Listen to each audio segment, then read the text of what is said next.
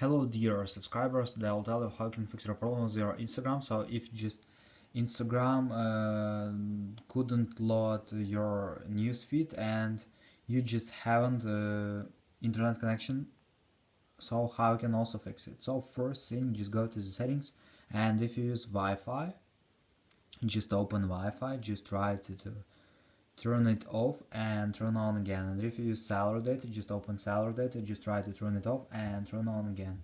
So another thing you can try to restore your phone. So just go to the general, just scroll down, just tap on shutdown, slide to power off, wait for a second, and just power your phone again. So just simple restore your phone. And if you still have this error, so you can also just try to update your Instagram app. So just go to App Store, just go to search tab. In search tab, just write here Instagram.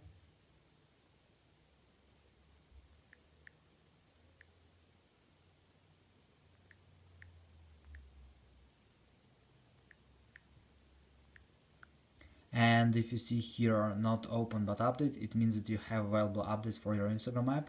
So just tap on update and wait until it will successfully install the latest updates for your Instagram application. So thanks for watching, have a nice day, subscribe to my channel, click like, and bye.